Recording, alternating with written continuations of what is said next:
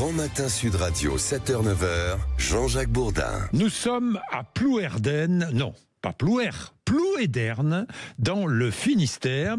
À Plouédern, dans le Finistère, 4 heures du matin, dans la nuit de vendredi à samedi, des intrus fracturent des portes et des portes vitrées de la coopérative agricole porcine Evelup dans le Finistère. Donc, le président d'Evelup, Philippe Bizien, est avec nous. Bonjour.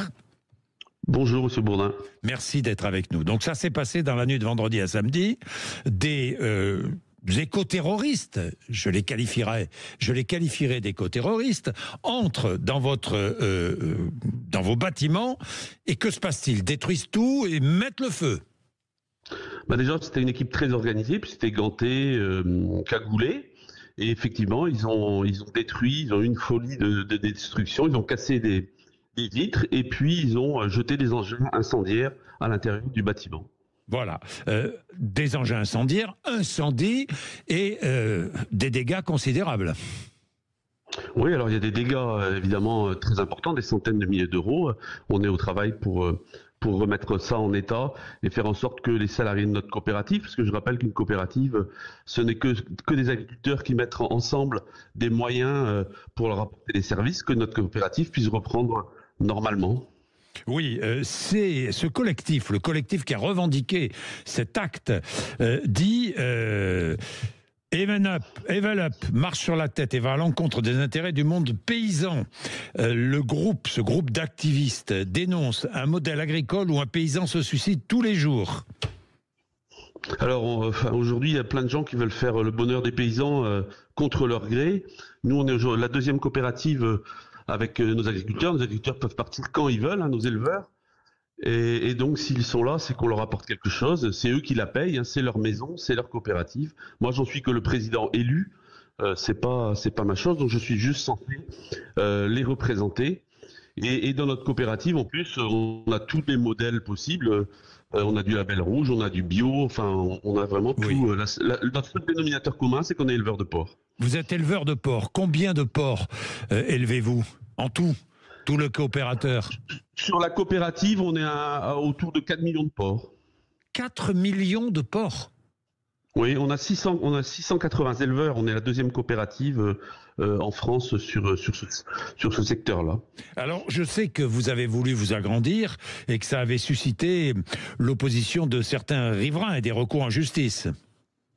Oui, alors je fais parfois effectivement l'objet, je vais dire, je suis au centre des débats, mais en fait, à travers ma personne, c'est plutôt l'élevage qu'ils attaquent. Et puis, je représente aussi, comment dirais-je, l'élevage au niveau national dans différentes instances. Donc, je suis une belle cible pour ces gens qui ne veulent plus d'élevage dans nos campagnes. Mais l'élevage, ça veut dire plus de saucissons, ça veut dire plus de jambon, tout ça. Hein. Oui, mais est-ce que vous les connaissez? Vous les avez déjà rencontrés? Vous savez qui ils sont? Alors moi, je ne fais pas de lien entre mon élevage et ce qui s'est passé à Evelup, puisque c'est des méthodes qui sont quand même pas les mêmes. Les gens que je côtoie autour de chez moi ne sont pas dans des extrémités comme ça. On n'est pas d'accord sur beaucoup de choses, mais à aucun moment j'accuse ces gens-là, évidemment, d'avoir fait ces actes-là. Oui. Mais nous, est-ce qu'on a mérité ça, quoi? Parce que nous, on fait que nourrir la population. Je sais pas, je vous rappelle, pendant le Covid, on nous a mis en avant, on était la deuxième ligne, on nourrissait, et puis quelques mois ou quelques années après, on est en train de brûler notre maison commune. Enfin, il y a quand même un problème, quoi. Oui, il y a un problème, Philippe Bizien, et je remarque que ça a été peu rapporté par la presse. Si, la presse locale, bien sûr, mais la presse nationale s'est peu intéressée, malheureusement, à ce qui s'est passé dans la nuit de vendredi à samedi, mais c'est un acte d'éco-terrorisme. Je le qualifiais ainsi. Vous le qualifiez de la même manière? Oui, c'est tout à fait ça. Et on a, je crois, franchi une marche, puisque jusque-là, il pouvait y avoir quelques joutes verbales ou quelques joutes à travers des articles.